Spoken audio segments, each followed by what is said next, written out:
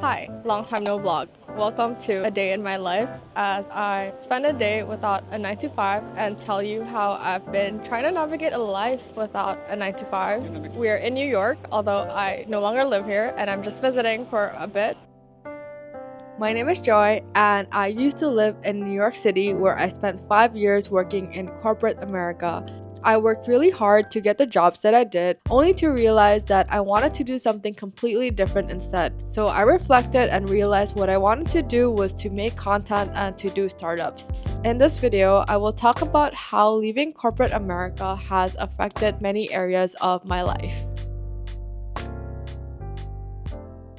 So let's talk about finances without a 9 to 5. Obviously, I do not have an active income right now. I make like a couple dollars off of YouTube, which barely means anything at this point. But I think like for a long time before I quit, I was already saving up because I kind of knew I wanted to take a break from like the working world. So right now I am living through my savings. But I've kind of like partitioned it such that I'm okay going through it up to a certain point. And then I think by March, if I don't make more money from YouTube or I can't get an investment, then I will look for a job, a part-time job of any kind. So I am going through my savings, but I'm not going through all of my savings. The way I see it, it's like investing in myself, investing in my own future. I used to just like buy things without overthinking it. I started like overthinking like dinners, drinks. I really think about how I spend my money, and I think that like initially gave me like a lot of anxiety. Just because like when you're not making money, it doesn't feel good to spend money, you know what I mean? Another thing is like I used to take a lot of pride in like being independent. I can't really do that at this moment. Like when I'm home or when I'm with my family, they like pay for all my food basically, and they cover for like slightly more expenses than when I was working. Like I used to like treat my friends a lot more, buy them gifts, and now like I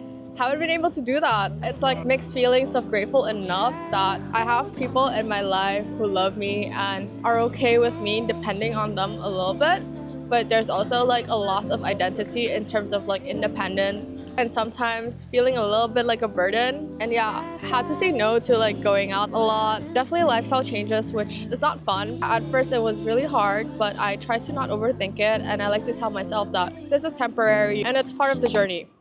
So, when you don't work a 9 to 5, your time is all yours and you need to be really wise and intentional with it. Normally, at the start of every week, I write down a list of things I want to achieve as well as the things I need to think about. When it comes to my working schedule, I actually work a lot more. I work Monday to Saturday, sometimes even half days on Sundays, and I split my time between content and startups. When it comes to YouTube, I try to not spend more than a day filming, editing. I get video ideas when I'm going about my life, and sometimes I even feel randomly compelled to make a certain video. I try to post every Monday once a week, and usually I like to solidify my video idea on Wednesdays. The remainder of my time is spent on the startup. A few months ago, I spent most of my time writing code, but nowadays I spend most of my time thinking or talking to people, and just every day and every week is different. And honestly, since I've started working a lot more, I do feel more fulfilled. But at the price of that, I have completely abandoned my exercise routine, and I've gotten pretty bad at responding to messages.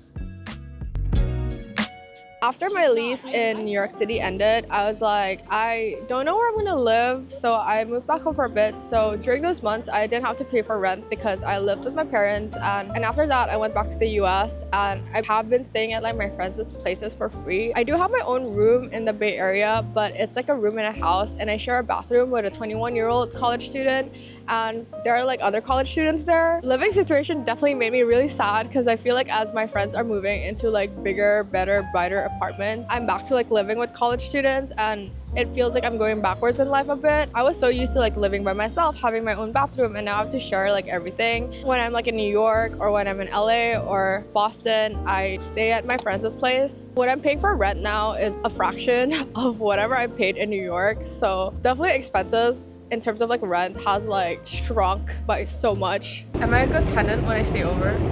Oh, no complaints. I have had like a purge in the friendship department of sorts. I've either gotten a lot closer to people or I've had like some type of like falling out with them because obviously like I am way less social than I used to be. I have less time, less money, less bandwidth. Some friends are like really supportive, especially those who know how much I have wanted to do this or how hard it is to do this. I feel a lot closer to them, even though they don't necessarily understand what I'm doing or why I'm doing what I'm doing. Some friends have like been so kind that they literally made me cry this past year, made friends in like weird ways this year, and I feel like those friends are more similar in terms of like they don't work a 9 to 5, they quit their jobs to try and do this thing, and I feel very like seen by that. In general, it's really normal to like outgrow friendships and get closer to certain people in life, but I think the rate at which it happened to me this year has been kind of accelerated, I feel.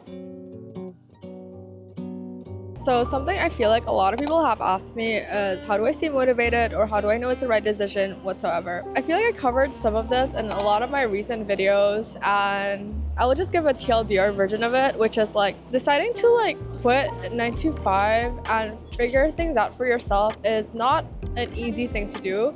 It's not the rational thing to do.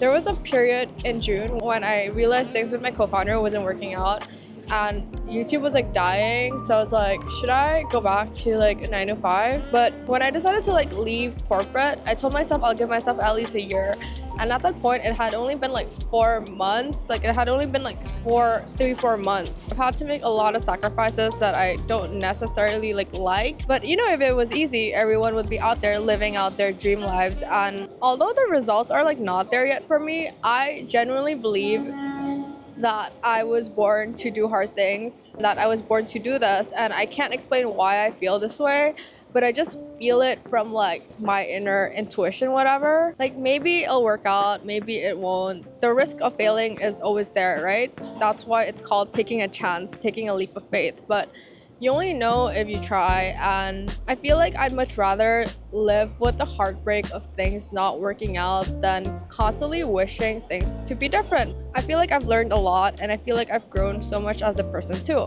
Obviously, like I don't think this is like for everyone. There are so many days, especially over the summer, when I was like, what am I doing with my life? This is crazy. But I do feel like just like how I was making videos in March or how I was thinking about like startups in March was so different from like how I think about things now, how I do things now. And I would never have gotten that insight if I hadn't committed full time. I do believe that it's really important to have conviction in yourself and to be able to take bets on yourself. Obviously, like I have a certain degree of privilege where I don't have debt, I don't have to worry about financially supporting another person, but I feel like at the end of the day, I can live with myself if I try and fail, but I don't think I can live with myself if I constantly like wish that I had tried and not. Because I know so many people who always say like, oh, I want to start a YouTube channel, I want to start a company, I want to start a business, whatever, and then it's been like 3-5 years and like nothing has happened. I think I'd much rather live with that failure than live with that like constant unhappiness, constant like what if. Ultimately, like when it comes to life, only you know whether or not something is the right decision for you, because what works for other people might not necessarily like work for you. Everyone has different circumstances, everyone wants different things out of life. I will say that the highway to unhappiness or unfulfillment is living a life that you don't really want, or living a life that just sounds good on paper, because just because something sounds good on paper doesn't necessarily mean that it's a life that feels good. Only you know what is right for you. Thanks for watching. I'll see you in the next video. Love you, bye. Hi guys, well, I might not be able to raise up a man. I got a co-founder. You can tell I'm not a natural at this. Hi. It's okay, I'm Eunice. She's Eunice. She's great.